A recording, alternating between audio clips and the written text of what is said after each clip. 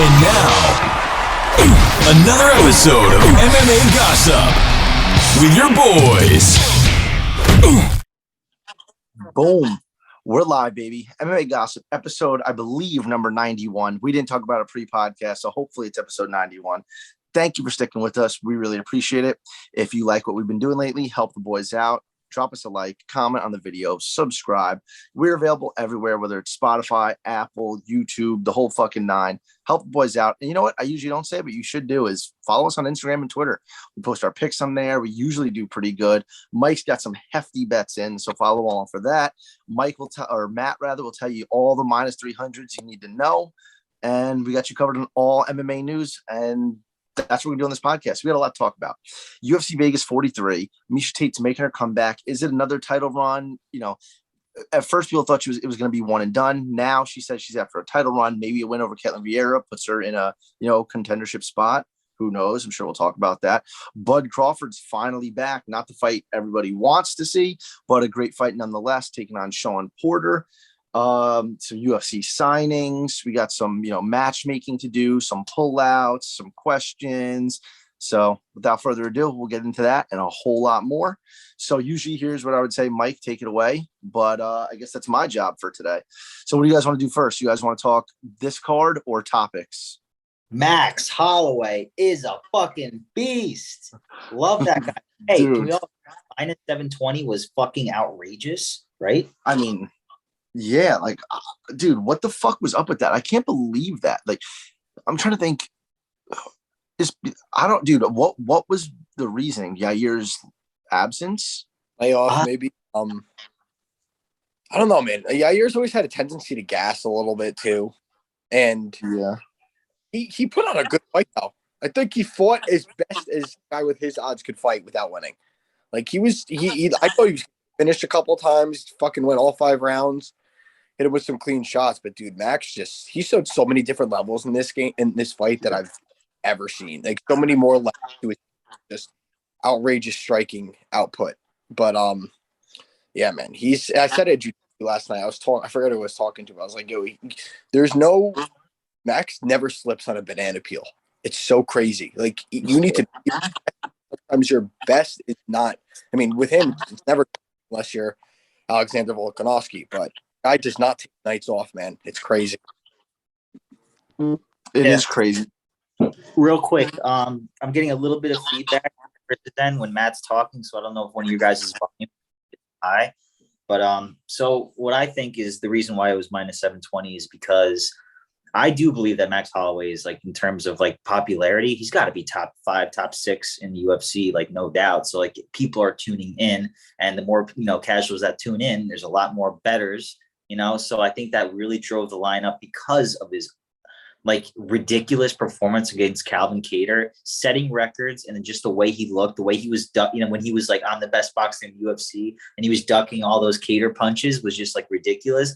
I think that part played into the line. So it's one of those scenarios where it's like, yeah, as like a fan that the line is just absurd, but you're not going to bet against Max Holloway because that he's just better than Yair and he's going to win. And granted, it was 48, 47 on 2 scorecards.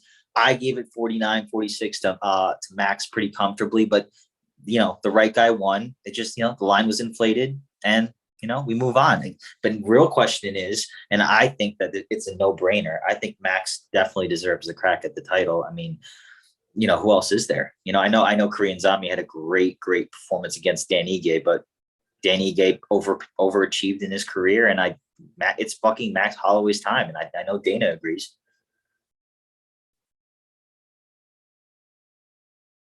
Hello? Matt, you're muted. Oh, I saw Matt talking, but I was like, this fucking kid.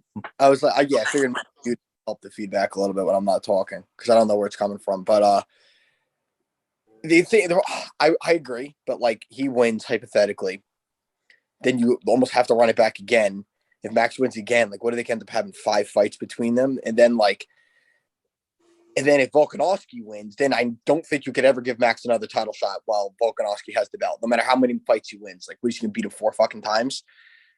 I also don't think Korean Zombie deserves it more than Max. So, I guess Max and Volkanovski 3 it is. Yeah, Dana was pretty keen. Like he almost, not that they were going to do it, but when Volk beat Ortega, Ortega was like, Max is a beast for taking the out of your fight because he doesn't need to do that. Because I'm pretty sure they would just give me him anyway, especially after the Cater win. So Max does it the right way, dude. Like he doesn't, and Dana loves him because he doesn't take breaks. He doesn't want wait for the title shot. He goes in there and fights Cater and Yair to get another title shot. Puts and then just ups his significant strike total, which brings up the question now.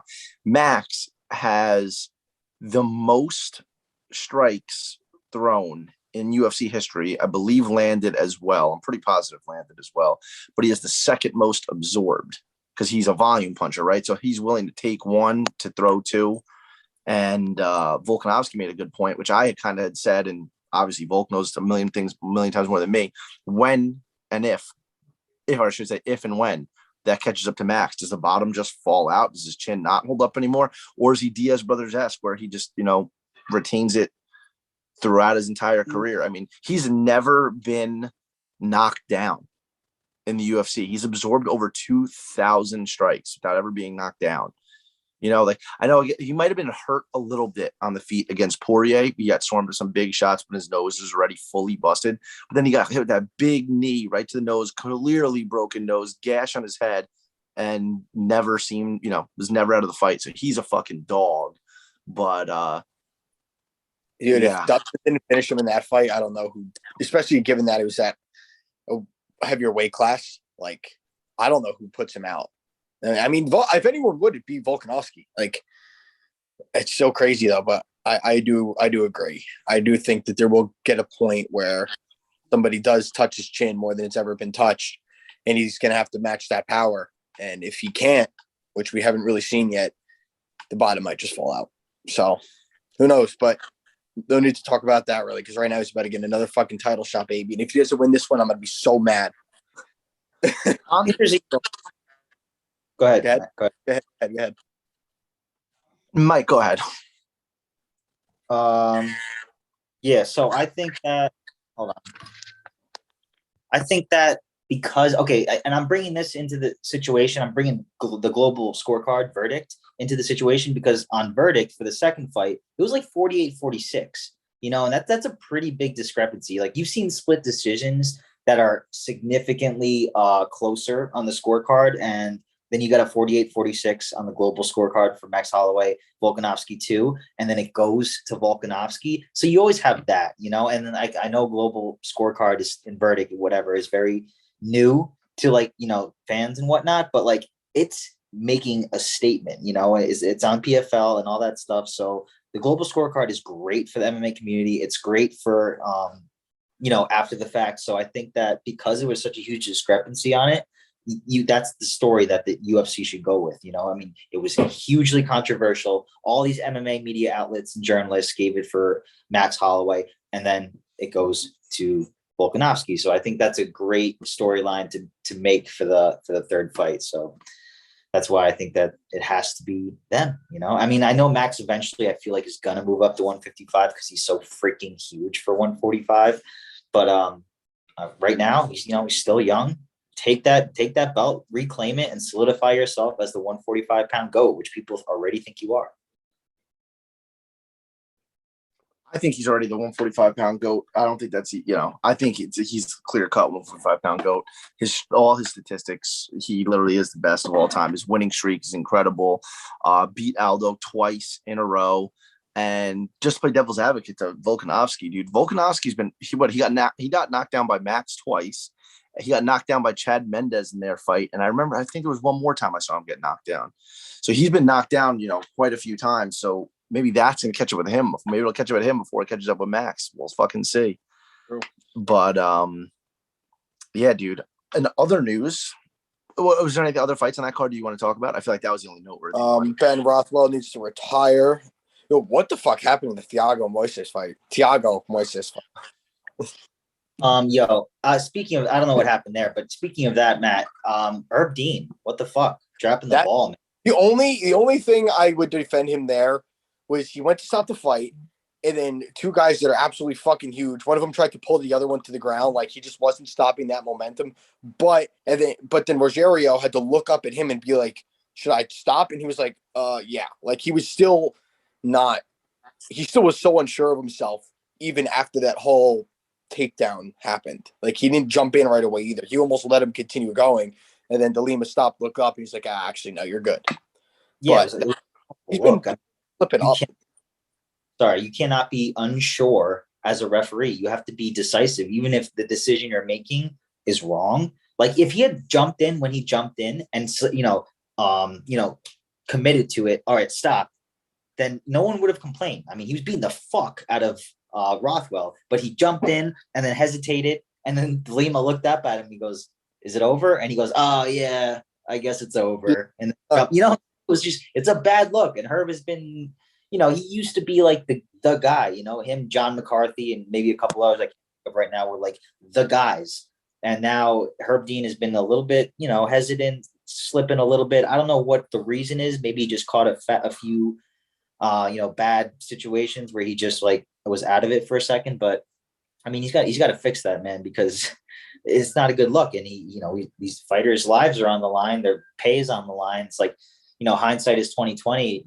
Could the fight have gone on? Yeah. Ben Rothwell has a huge history of just getting beat up and still going forward. But at the same time, if he had just committed to the stoppage when he first jumped in, I don't think anyone would have argued that. I mean, he was getting clobbered. So we'll see next with Herb Dean. Yeah, dude, speaking of like Mike Beltran, who I think, with the big mustache, Justin Gaethje just called him out not too long ago during the Chandler fight, because with the eye poke and then Chandler to the punch after, he didn't make like a clear-cut decision of jumping in or not, and Chandler got that extra punch in. So he's like, dude, that was a hard punch. What if he knocked me out? I could have lost a ton of money from that indecisiveness. But I know it's easy to harp on them. They referee 1,000 times perfectly, and then the one time they fuck up, everybody sees it. But yeah, that was not too good on Herm's part. But speaking of Justin Gaethje, what do you think about him, and who do you think should get the next title shot, him or Islam? We talked about this a little bit, but it just seems to be ongoing. It seems like people are 50-50 split, like fighters and media alike are 50-50 split on who they think should get it. I really don't think that there's be made for Islam to get the title shot. You know what I'm saying? Because you look at the timeline, right? You think, okay, Khabib retires, the belt is vacant, and then they give it to Oliveira and Chandler after Chandler comes in and knocks out Dan Hooker. Yeah, great win. Yeah, thrown into a title shot probably before he should have been. But if you think about it, if Khabib wins against Gaethje, retire, the number one contender is Justin Gaethje, correct? So that didn't happen. He was pissed off about that. He thought he should have been in there, which he should have, but it's a business, whatever. It's entertainment. Dana White went with Michael Chandler, whatever. And Oliveira, who obviously deserved it. And now we're talking about next, Gaethje wins a top bout against the guy who just fought for the title. And he wins, you have to put Gaethje in. There's zero argument. I really don't think this is even up for discussion. I don't know, and I'm not even like a huge Gaethje fan. Like, I love him, and I think Islam is the best, but Islam has to wait if he wants to wait. I'm sure they give him the title shot after. But I mean, I don't know. What do you guys think? Maybe it's just me. I have bad news for you guys. Really bad news. Matt, what? If Dustin beats Oliveira, it's going to be Conor fighting for the belt. What? We didn't. Not in the discussion prior, but can't argue that. No, but I do agree with logically, it should be Gaethje. I completely agree with that. Islam, I don't even think Gaethje out of the picture should get the next title shot. I think he should win another top level fight. There's too many good guys at 155 for your last win to be fucking Dan Hooker. Like, Dan Hooker's not, at this point in his career, he's been losing more than he's been winning. He's not a guy that propels you into a title shot at 155. Maybe other divisions. Unless you're Michael Chandler. What? Unless you're Michael Chandler. Or unless you're Michael Chandler. But a lot of that has to do with, I think, getting him into the UFC. Of course. But, yeah, man, I don't know. I don't want to see Islam yet. Especially, if Dustin wins, him and Gaethje would be so good. I do think Oliveira would fuck. I don't know why. I just do. I think Oliveira's going to fuck up Dustin. All right, we can't have this conversation now. I think Dustin's going to win. But talking about getting springboard title shots, Khamzat Chimaev getting called out by Gilbert Burns. If Gilbert Burns and him fought, then he wins. He has to be springboarded to a title shot, right? That would be the craziest thing. I think he'd fuck up Gilbert too. I do too. I'm on the Chimaev train officially. Choo choo. I'm hopping on. He is just looked absolutely flawless. And yes, I know he hasn't been beaten the best competition. Li Ji Liang is like a top 15 perennial guy, nothing special.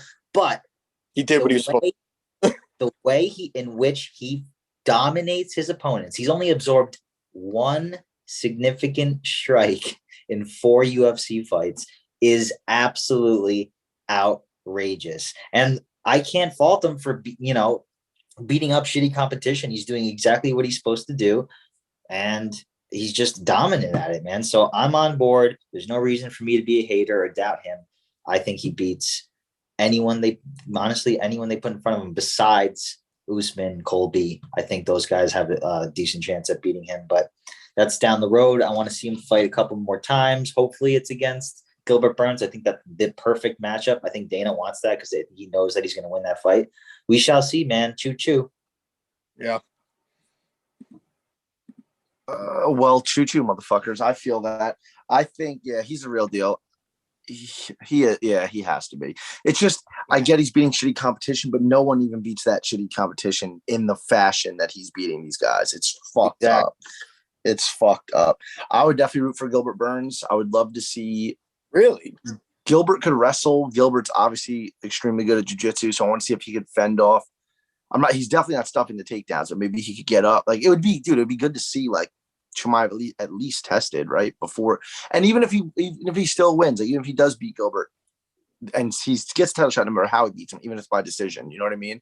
But at least see him get tested. Like, I don't want him to go in the Usman fight and then he gets hit one time. He's like on fucking doing the chicken dance. Like, oh, you know what I mean? Like, I would hate to see it. Like, sorry to burst your bubble, Matt. Kind of what happened to Darren Till when Darren Till got beat Cowboy Cerrone at 170 in Poland on short notice. And then next thing you know, he's fighting Woodley and getting dropped and subbed by Woodley and, hasn't done fucking anything since. So, dude, might be something about it.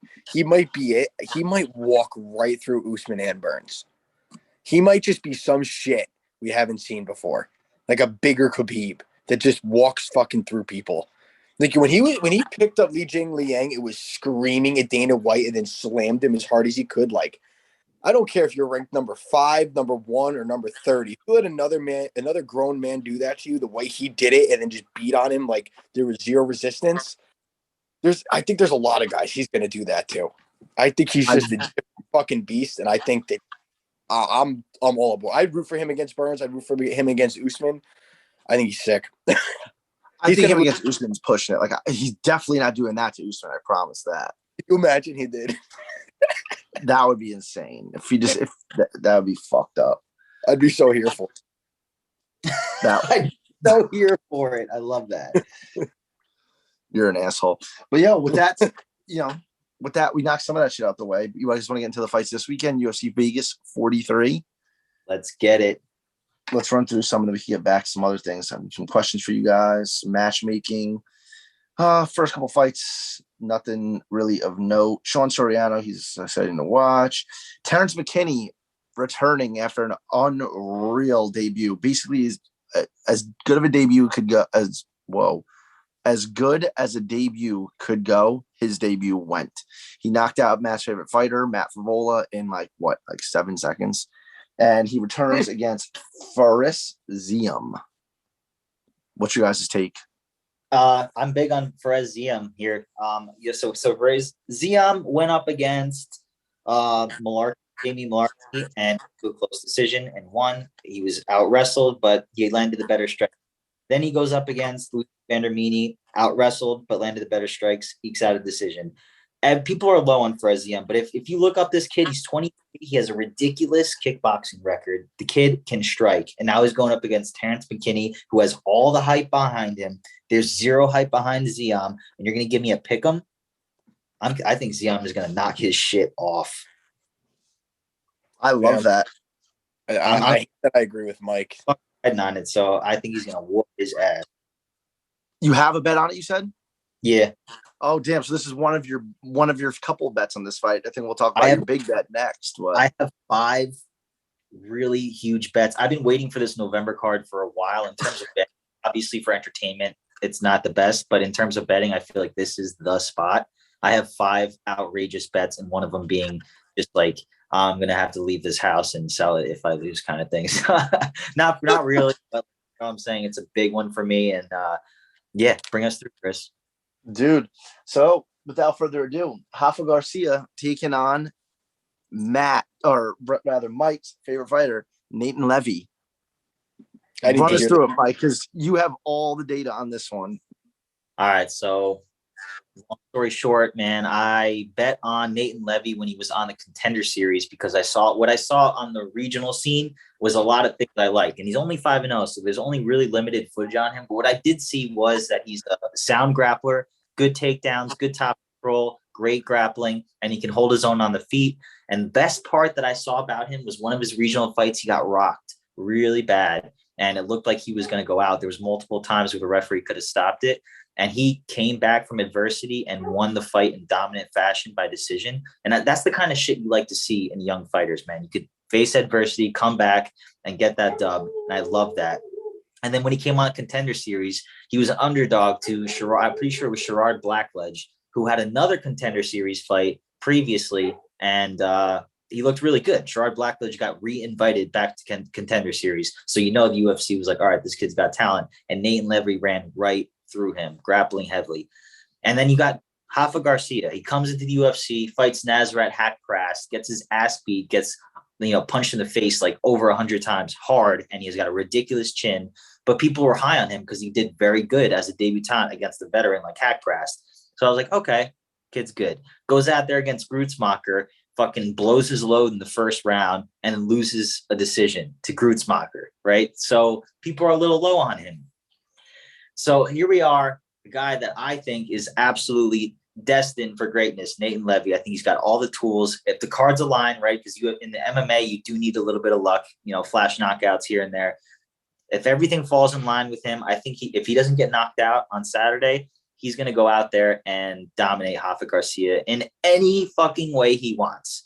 And my bank account is right behind him. So we shall see, man. I think Nathan Levy's the real deal. He's from Israel, so he's got a big, unique background, but he trains at Syndicate. I've seen he's been training with a lot of great guys. Syndicate has really grown as a gym. It used to be like a girl gym, but there's a lot of great guys that are there. So and if you saw him on our Instagram, on our story, man, he is absolutely shredded to the gills. He's in great shape.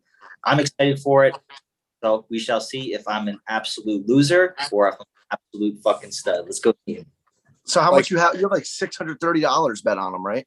Honestly, I have more because I put one $100 bet on him on DraftKings, and then I went to the fucking racetrack like a degenerate and put down $684 on him to win 500. So if he wins, I net 600. That's nice, dude. Matt, what the fuck are you laughing at, dude? You were betting on horses pulling carriages and like dog racing during quarantine. No, just the fact that you went to the racetrack. Like, why'd you go there? They have apps. I know, but the thing is, I didn't want to use my bank account money because that's the money I use for like paying bills and shit. And I get paid in cash at work. So I have all this fucking cash on me. So I figured, I was like, fuck it. The racetrack's right by my house. I went in there with all the other degenerates. I walked in, I put my money in the fucking thing. Nathan Levy. But what sucks, he was minus 137 when I got there. And now he's fucking plus 100. So I missed that on the value. Damn. And the line going in the wrong way definitely scared me. But, I'm still going to back him. Fuck the line. Fuck everything, man. Nathan Levy, bring it home, baby. I'll be on my couch with a knife to my fucking neck, ready to stab myself if he loses. So we shall see. Great. Now I can just flag this for suicide or something. Dude. Matt, you've never placed a bet at a racetrack? Not like I was like there, like watching shit. Like we went there to watch. I didn't go there, I never went to the racetrack with the intentions of just like walking to FanDuel, placing a bet and leaving. How many times have you been to a racetrack to gamble? On like sports? On anything? Honestly, only like probably 7 to 10 times total. Have you been betting at all or no? No. I mean, you saw what I did. Like when I was at Mike's house, I did one retarded parlay, and then the second it was one fight away, I hedged it. But I'm not really. I'll never bet the full card again. I think that if I just randomly started doing that again. Yeah, I feel you. All right. Well, moving on. So, Mike, what's the grand total you have bet on this card, and what can you net? Oh well, I made a round robin. Basically, parlaying two of every combination of these fighters. So basically, who I got on this card is I think Caitlin Vieira is going to win. I think Misha's. I think Caitlin Vieira's looked like shit in her past two fights, but I don't think Misha's like ready to come back for the title. I'm not convinced yet. So I got Caitlin Vieira, Faraz, Nathan Levy. I think Cody Durden. I got him at -110, and now he's like pretty big favorite over the guys he named. Asian guy, I cannot pronounce his name. And I got one more. I got hefty. I got honestly close to 1,600 on this card. Yeah, Giannis in there anywhere? All I really need is a Nathan to win, and then I'm fucking golden. Whatever else happens, Re-rolling, yeah. So there was one other fight on the card I have a really big bet on. Chris, go ahead. As we run through, I'll let you know. Well, next up, Pat Sabatini and Tucker Lutz. Oh yeah, Go ahead. I really like Pat Sabatini, CFFC guy. Like I just really like him as a person. Local dude. I think he trains out of Philly. He's just a tough kid. I thought his fucking UFC debut was awesome. Submission win, and he was like upset about it. So I'm excited to see what he has in the tank. He clearly believes in himself a lot, and I'm pretty relatively low on Tucker Lutz. So what are the odds on that fight actually? 17 -135. Lutz is +115. Okay, so I like 17 in that spot. Last week Tucker Lutz was +155, and now he's +150. So there's a lot of money coming on Lutz.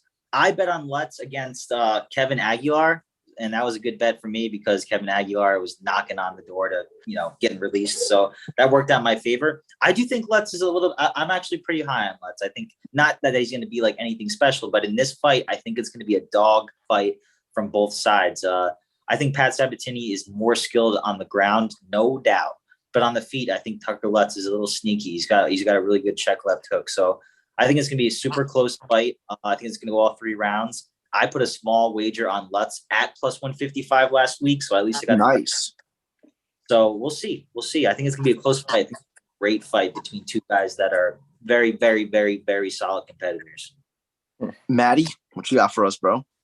I'm going Pat Sabatini as well.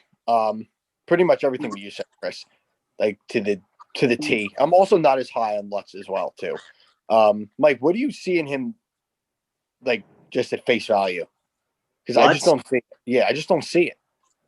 I think he's got sneaky good stand up.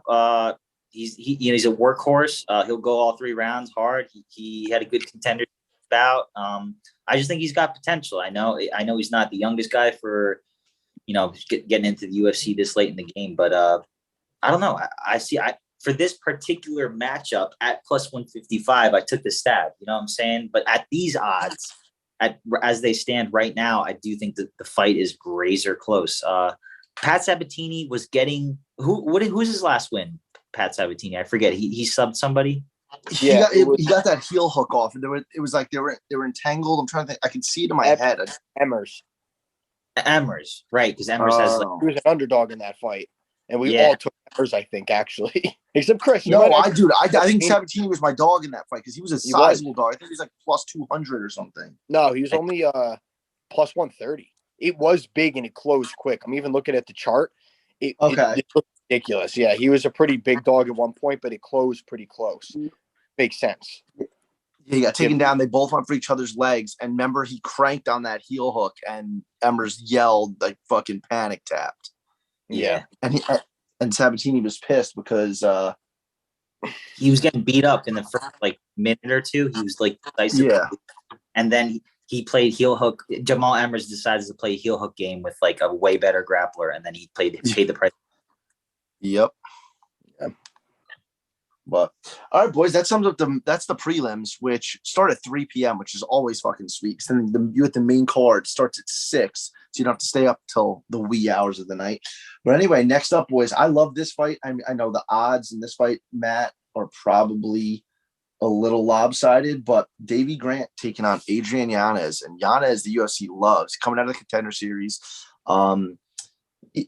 For being so new to the UFC, people are very high on him. People are calling him like the next Masvidal. He reminds people of the Diaz brothers. He's got that super slick boxing style. Like I know Matt would compare him to what's her name? This guy, Raquel Pennington, with his crisp boxing. Gustavo. I mean, not Gustavo Lopez. Randy Costa gave him a fucking run for his money in the first round of last fight. Yeah, dude. That was Nuts. And then dialed it back. I think I picked Costa in that fight, and I did too. But it is what it is. But Davy Grant, fights once every 16 years, and coming off. What'd you say? Oh wait, no, he does finally have a loss. Because remember, he couldn't stop winning for a second. Just not. Yeah, he lost to Marlon Vera. Yeah.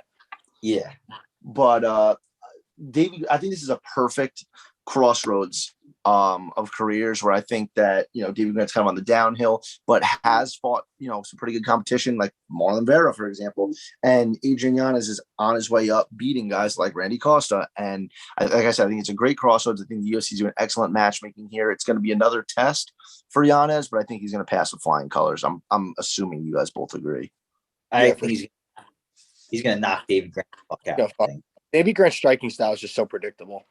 He's just aggressively. He comes forward like a madman, and that's exactly going to play into Yanez's game. Because if you remember the when he knocked out what the hell is his name? We just said his name. Fuck. Who? Who are you asking about? Who did Yanez just knock out in his last fight? Randy Costa? Not Costa, the one before. He didn't knock him out, I don't think. Gustavo Lopez. Gustavo Lopez. You just said it, Matt. Yeah. Victor Rodriguez. No, Gustavo Lopez. I mean, the way that Gustavo Lopez. Yeah, sorry. I think he's just so fucking crisp with his counters that Davy Grant is just going to come forward and eat one and just drop, and it's going to be over. It's going to be a check on it now. I feel that, dude. His boxing is really good. Next up, we got a women's flyweight bout. Joanna Wood, no longer called Wood. It's so bizarre, dude. It looks like a spelling error. That's fucking hilarious. Taking on Talia Santos, who I saw online is a gigantic favorite. Dude, Joanna Calderwood just, not that I was so high on her, but there's fights she wins, and I don't even know. There's times she just absolutely folds, and then there's times she comes in with great striking, mixes in takedowns, and looks pretty good. Wins decisions with quote unquote crisp boxing, and then there's times where she just comes in and like it looks like she came just for the paycheck. And I think her career is I think her career is going straight downhill at this point, and they're using her to springboard Santos 100%. I agree. He's coming in. What's she ranked? She's ranked 5th, dude. And for someone that's ranked 5th, I think her career trajectory is going on a downward turn and not going up anytime soon. And Santos is a fucking buzzsaw too. That's what I mean. I think, yeah. It is what it is. I don't even think. Tyler Santos is good, and she's good enough to beat Joanna here. That sounds so weird saying that, but I don't think she's that great. But I agree, Chris. I think that Joanna is on the downward slope. I think the UFC is trying to promote Tyler Santos here, and sucks. I would love for Wood to win this fight because I do like her personality. I like her as a person. Tyler Santos is like kind of boring, and the way she fights, she just kind of takes girls down and just lays on them. She wins, but that's all she. So I'm gonna be rooting for Joanna Calderwood, and plus 235 or whatever she is tempting. Whoa, it's Joanna Wood, bro. Get it right. Joanna Wood plus 235, but I think she's about to get just 30-27. JoJo, poor JoJo. Next up, I know Matt really is a big fan of Hanayaya taking on Kung Ho Kang. What? A huge fan of Rock Guy. I love him, dude. He does. Do you? He really No, I does. really do. That was one of the few times where I wasn't fucking around. Matt Oh, loves him. great. All right, Matt. Mike starts laughing. Matt, tell us what you like, brother. I like that style that he has. He's either subbing you or he's gonna get knocked the fuck out. You don't see many of them. And they're entertaining as hell to watch. Yeah. He gets exhausted too and flops to his back. He's one of those my-esque, But for that first round, man, he's a fucking badass. I'll give him that. I mean, and he wins a lot of fucking fights. If you look at his record, he definitely, you obviously look at his record, he's 27-10, but in recent years, since 2017, he only has 2 losses, and one of them's to Ricky Simone. And Ricky Simone, I think, is a fucking animal. Even going back to, he's only, no way, really? Holy shit. Yeah, wow. I mean, don't get me wrong, he's not going to go, sorry, I was pretty amazed by something I saw on his record. What? He's not going on any title runs at age 30-7, and I don't think he's developing any more than what his game is. He's going to come out and he's going to fucking crank on your knee or you're going to probably beat him in the 3-round decision. But I don't know if Kung Ho Kang is the guy to do it, dude. I don't know. And they're going to split decisions with Brandon Davis. Like, what did you see in his record that made you go, holy shit? I honestly forgot how long he was in the UFC for. Dude, he was in the WEC for a while. Yeah, I just scrolled back and he was definitely a case of got better later in his career. He lost a lot more fights in the WEC. Not a lot more, but definitely more. Well, he fought way better competition. Like, he fought Chad Mendes, he fought Mike Brown, he fought those, and now he's fighting fucking. Chad Mendes was in the UFC. Huh? Chad Mendes was in the UFC. UFC. Oh, Chad Mendes was in the UFC? I didn't realize it was his that. first, yeah. Yeah, but he was fighting much better competition than the WEC, never died. But now he's fighting Luke Sanders. It's like, all right. But it is what it is. What's the odds on this fight? He's a small dog, I think. He's a dog in this fight. That's interesting. Well, it's about even. It's 115 minus 105. Minus 115 minus 105. Interesting. Some place dead heat. So I'm actually going to go Ronnie here. Really? Yeah. Dude, this next fight is actually, I saw the odds on this today, and I was pretty fucking surprised. Michael Chiesa and Sean Brady. One, let me say that I absolutely love this fight. The odds are Chiesa's a plus 135 and Sean Brady's minus 155. I think Sean Brady's really fucking good. I still think he's a little green, slightly green in the UFC, just competition wise. The Jake Matthews one was a good win, but Chiesa's, from the Ultimate Fighter to where he is now. I just feel like the thing is with Chiesa, I'm rambling here. I'm a huge fan of him. Huge fan. I just think he folds in big opportunities, but I think he beats. Oh, man, I'm so torn with this. What do you guys think in this fight? Because Chiesa usually folds in big opportunities, right? Like he had the Kevin Lee fight when he seemed like he was on a roll, and then he goes in, loses that fight. And then he beats Diego Sanchez, the Carlos Condits. But anytime he's put in a big position with the big opportunity, he just loses. I'm trying to think who was it? It was the Kevin Lee fight, and then who else did he lose to? Where he was given granted he won the Ultimate Fighter, so he didn't fold in that sense. I think he actually ends up out wrestling Brady. I think it's absolutely possible that happened. Oh, the Anthony Pettis, when he got submitted by Anthony Pettis. That's what I was thinking of. He's going to out wrestle, which is fucking hard to do, but Brady's an animal on the ground. He's just a taller guy, but I think Brady might end up being the bigger, stronger, thicker guy. And I definitely think Brady has an advantage on the feet, which is why I think Chiesa is going to be trying to initiate some wrestling, and I think he's the better offensive wrestler statistically. It's just, can he get the fight there as often as he needs to? I don't know, man. I think I might look at this fight on Sunday and look in the mirror and say, fucking Michael Chiesa was a gift. Like, I part of me thinks he passes this test with flying colors. I just don't think Brady's there yet, but I think Chiesa is sitting at an underdog here, when Brady has not seen half the competition and he has. Is just like, that's what it is, dude. The dudes that Chiesa's beat, like the RDA, the Pettis, Kevin Lee, Vicente Luque, the whole run on Tough, Joe Lozon, Masvidal, like he's fought fucking everybody. Dude. And Sean Brady's still rather green, but Sean Brady, the UFC is very high on him. I know Dana really is a big fan of him. Eddie Alvarez said he's like the toughest dude he's ever fought in his life. Well, trained with, fought, sparred in his life, and he's ultra high on him. So maybe Philly's really got something with him. I really like him. I like his personality a lot. Yeah, I like them both, man. This is a fight where I don't want to see either guy lose. Chiesa's grown on me. I used to think he was. All right, so the last bet I have, guys. Sorry, I got a big one on Sean Brady.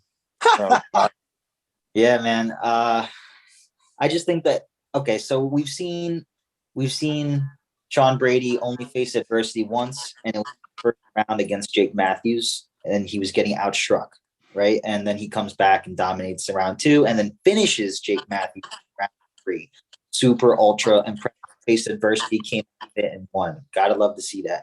And I agree with you, Chris. I think that in major situations, I think that Chiesa folds. And I think that he wants this fight. He's fighting so soon after his Vicente loss because he wants to get that taste out of his mouth. And I don't blame him. That's why Calvillo fought recently so quick after the Andrade loss, even though it didn't work out for her.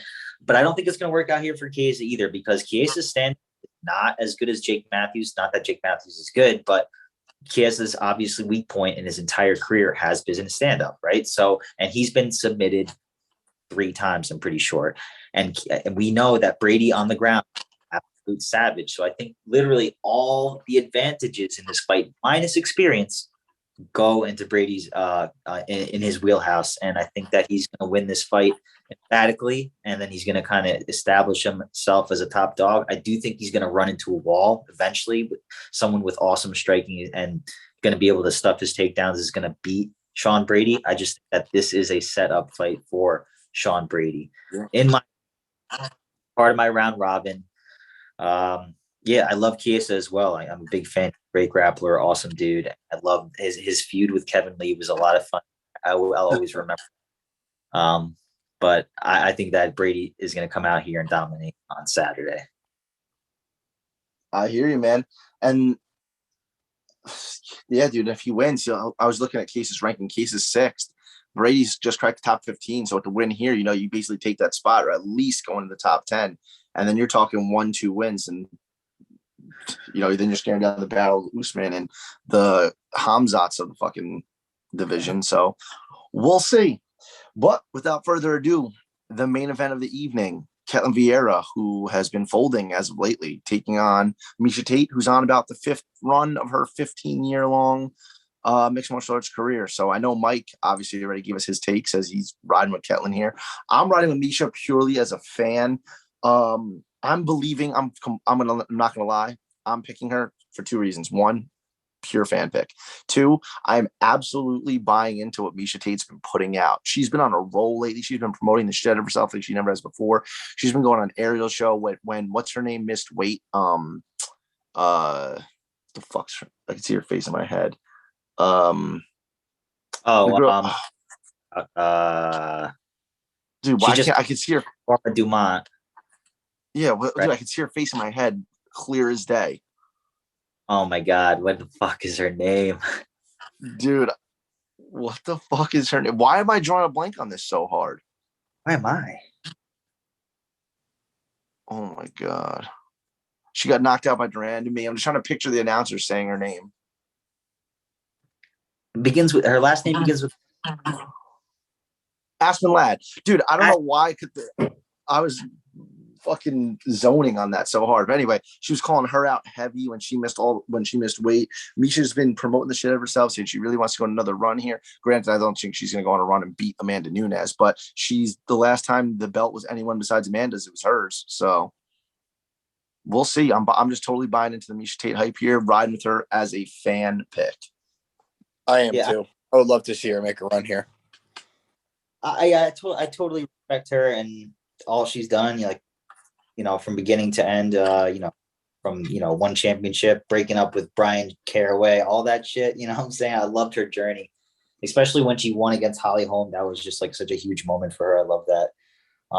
I just think that on the feet it should be close, right? And then if we're talking on the ground, if Ketlen Vieira shows up like she did before the knockout loss to Irene Aldana, I just think that she's just better, But on the flip side, if she does show up like she did against Aldana and then subsequently losing a decision to Yana Kaya, I think that she's going to get steamrolled here. So interesting enough, I got in on Caitlin Vienna. She was minus 120, and then she was plus 100. She's a dog. And now she's minus 125. So money's coming in on both sides.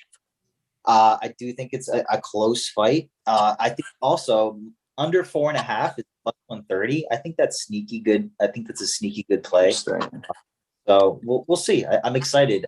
As much as a weak main event it is, I think it's an awesome scrap. So let's get it. I'm with you. But that's kind of a wrap for right now, boys. What else you got? Anything else for episode 91? Or I don't know if I mentioned Canelo wants to fight at cruiserweight. I'm just reading off my list here. Talking about women's fighting. Joanna, I think I said in the beginning, Joanna versus Carlos Esparza.